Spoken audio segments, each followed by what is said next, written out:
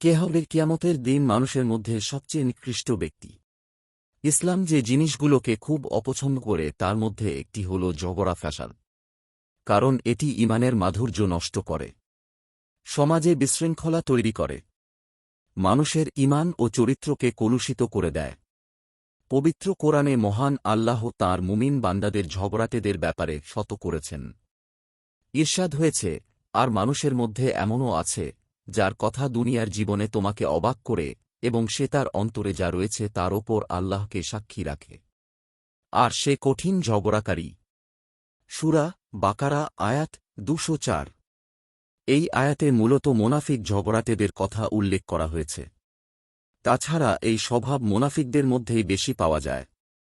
আবদুল্লাহ ইবনে আমর রাদিয়াল্লাহু আনহু থেকে বর্ণিত, রাসূলুল্লাহ সাল্লাল্লাহু আলাইহি ওয়াসাল্লাম বলেছেন, ৪টি দোষ যার মধ্যে বিদ্যমান রয়েছে সে খাঁটি মোনাফিক, আর যার মধ্যে এ দোষগুলোর একটি বর্তমান রয়েছে তার ত্যাগ না করা পর্যন্ত তার মধ্যে মোনাফিকির একটি স্বভাব থেকে যায়।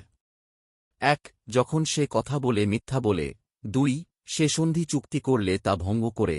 ৩. সে ওয়াদা করলে তা ভঙ্গ করে এবং ৪. সে ঝগড়া করলে অশ্লীল ভাষা ব্যবহার করে।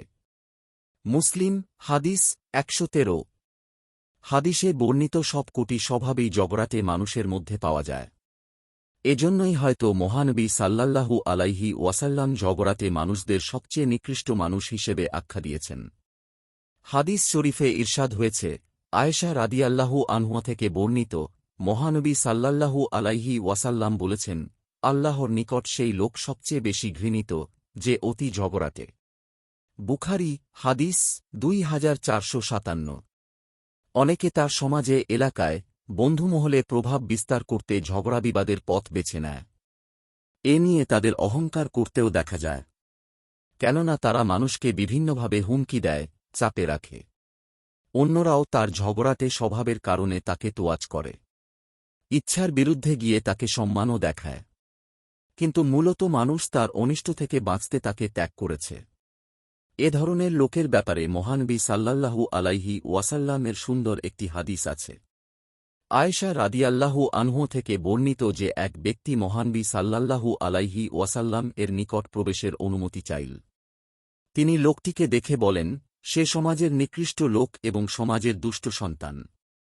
এরপর সে যখন এসে বসল, তখন মহানবী সাল্লাল্লাহু আলাইহি ওয়াসাল্লাম তার সামনে আনন্দ প্রকাশ করেন এবং উদারতার সঙ্গে মেলামেশা করেন।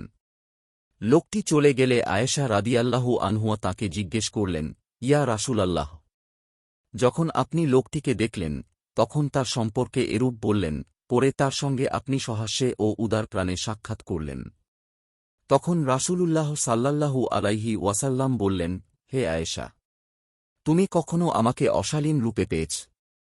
কিয়ামতের দিন আল্লাহর নিকট মর্যাদার দিক দিয়ে মানুষের মধ্যে সবচেয়ে নিকৃষ্ট হবে সেই ব্যক্তি যার বদ স্বভাবের কারণে মানুষ তাকে পরিত্যাগ করে। বুখারী হাদিস ৬০৩২। তাই আমাদের উচিত ঝগড়া থেকে নিজেকে নিরাপদ দূরত্বে রাখা। এমনকি যৌক্তিক ও ন্যায়সঙ্গত বিষয়ে ঝগড়া করার ব্যাপারেও ইসলামে অনুৎসাহী করা হয়েছে। মহানবী সাল্লাল্লাহু আলাইহি ওয়াসাল্লাম ঝগড়া এড়িয়ে চলা মানুষদের জন্য জান্নাতের বিশেষ উপহারের ঘোষণা দিয়েছেন।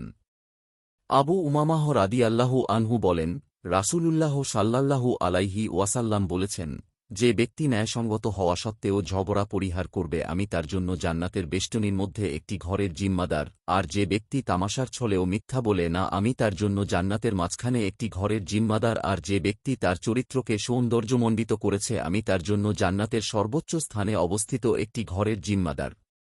আবু দাউদ হাদিস ৪৮০০। মহান আল্লাহ আমাদের সবাইকে চারিত্রিক উৎকর্ষ দান করুন, আমিন। নিয়মিত ইসলামিক এবং স্বাস্থ্য বিষয়ক ভিডিও পেতে লাইক, কমেন্ট, ফলো এবং চ্যানেলটি সাবস্ক্রাইব করে পাশে থাকবেন। মহান আল্লাহ আপনাকে উত্তম যা দান করুক, আমিন।